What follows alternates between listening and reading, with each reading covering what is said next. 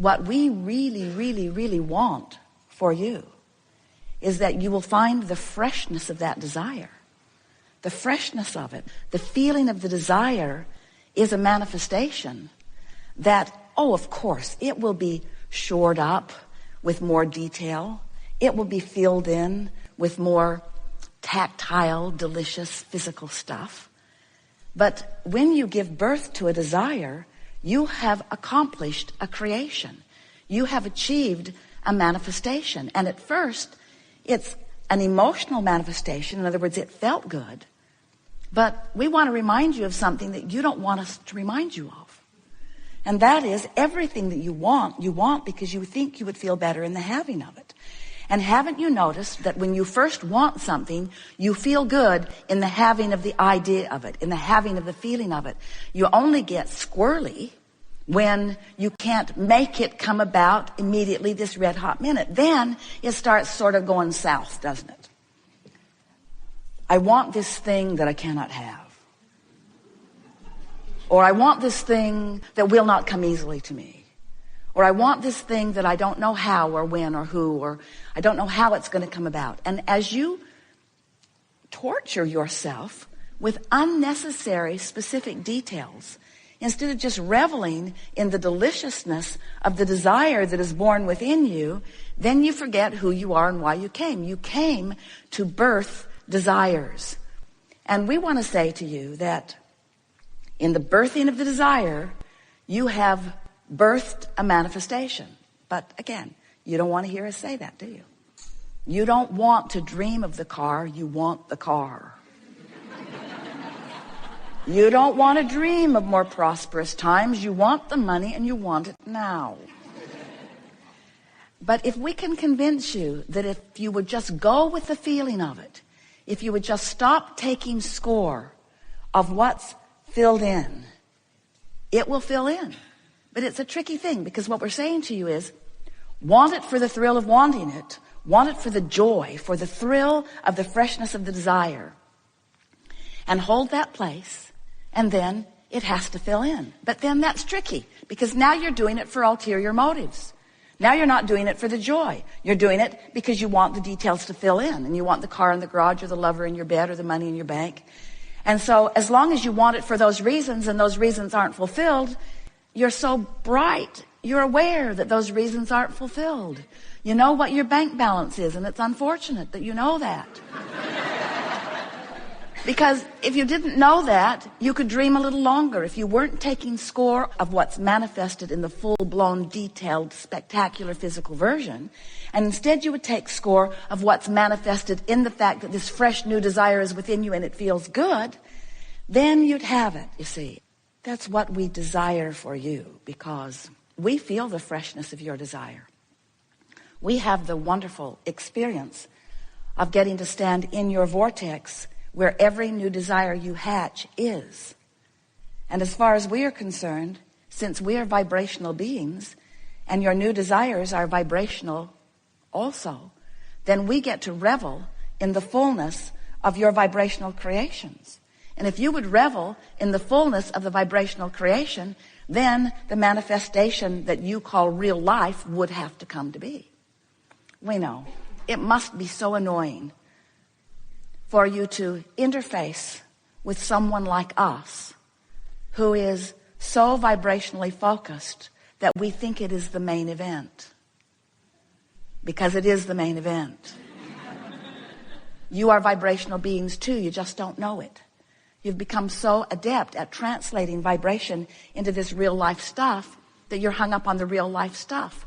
And we're not trying to detract you from the real life stuff. We're not trying to get you to not want the car or the tactile things or the lover or the touch. We're not wanting to take you away from that, because in fact, this is the leading edge of all of that manifestation. This wonderful life in which you live is the furthest reaching manifestation of that which we all are. You came as spiritual beings into a world that will show itself to you in the fullest of spiritual sense through the physical, tactile things that you find delicious around you. We're not trying to talk you out of it. We're just trying to show you how if you could lighten up a little on the what isness in terms of the stuff and focus more fully on the isness in terms of the way you feel, then the stuff would match the way you feel. Oh, it already does. The stuff already does match the way you feel. So the question is, do you feel discouraged that the stuff seems to be missing? Because if you do, it will remain missing. Because the manifestation of the stuff follows precisely the manifestation of the emotion. That's why we want so much for you to make the manifestation of the emotion not just your main event, the only event that you're focused upon.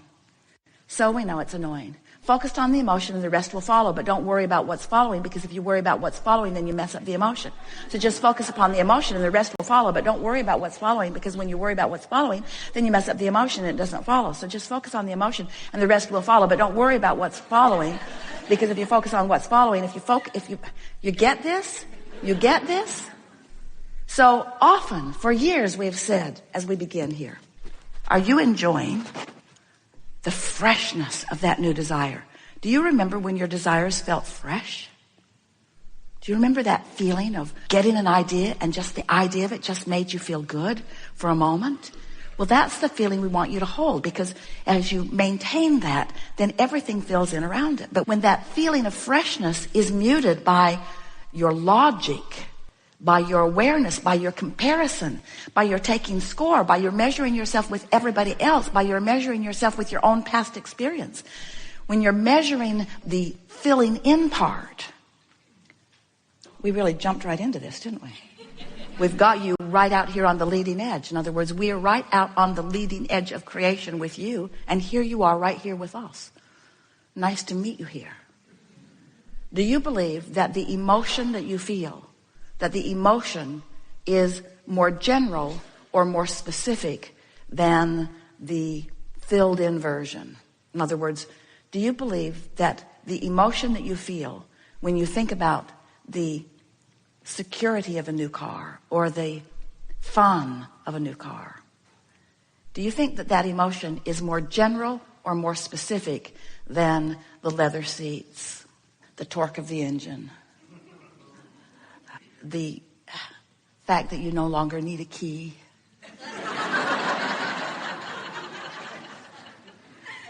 the incredible color that has been created that almost defies anybody's ability to translate color in cars? Have you seen the color of that car? Do you think that the emotion is more general or more specific?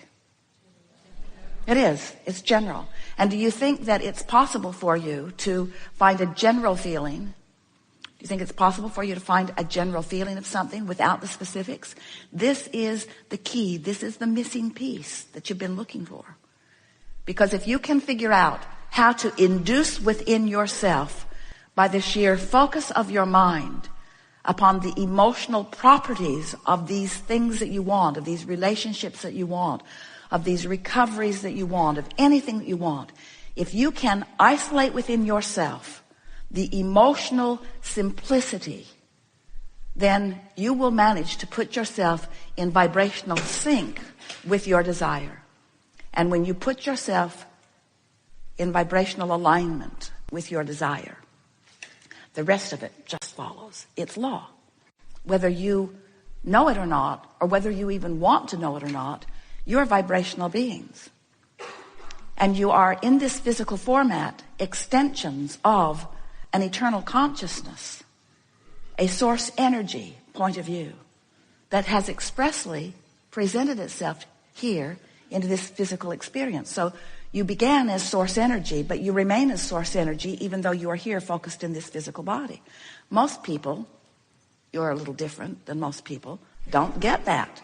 Most people don't get that. Most people think that they were non-physical. They call it soul or angel, or I came from heaven and here I am, but I'm here now, not there. And that's not true.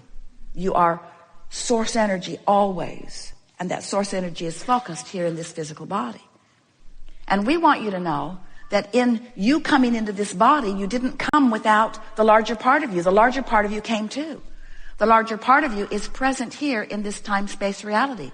The larger part of you is here now. And to the degree that you are in sync vibrationally, then you get the full representation of who you are. So how do you feel in a moment when the fullness of who you are is being allowed by you, when you realize that you are source energy in these physical bodies, and that the source energy part of you is always here with you, to the degree that you allow it through the syncing of the vibration, you have a fuller experience. In other words, how would you know when you're allowing the fullness of who you are to flow? You feel really good. You feel frisky. You feel clear-minded. You feel flexible. You feel intelligence. You feel all-knowingness. You feel intuitiveness. You feel harmony. You feel love. You feel appreciation. You feel tuned in, tapped in, turned on. You feel the fullness of who you are. And when you pinch it off, and it's easy to do because it's easy to get out of sync with source. All you have to do is get mad at somebody. You're out of sync with source. All you have to do is not like yourself a little. You're out of sync with source. All you have to do is nitpick over some unimportant thing and make something that isn't important important. In other words, as you focus lackfully, you're always out of sync with source. As you focus critically, you're always out of sync with source. So what's up with source? Does source have no discerning ability? Is source just blinded by love? Pretty much. Does source always need to find the positive aspects? Can source not be objective enough to see that something is screwy with that? Well, it isn't that source doesn't see the screwiness. It's just that source accepts the screwiness as not wrong, as not threatening. Source sees the variety in contrast. Source just, and you may want to write this down because it is profound beyond profound. Source just doesn't freak out. Source doesn't find unimportant things and use it as the excuse to pinch itself off from the source of source. And when you reach that place where you really get it, that everything is all right, and that every contrasting experience is just right in its providing desire. Do you accept that you are eternal beings? Oh yeah, blah, blah, blah, Abraham. Yeah, we're eternal. Eternal, eternal, eternal. We're eternal. We get it. We're eternal. Eternal, eternal, eternal, eternal. But do you get it that you are eternal beings? Oh yeah, we get it, Abraham. We're eternal. We're eternal, eternal, eternal. I want to talk about my car, please.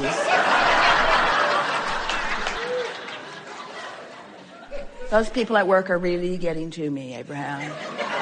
Can we talk about that? Something a little less eternal.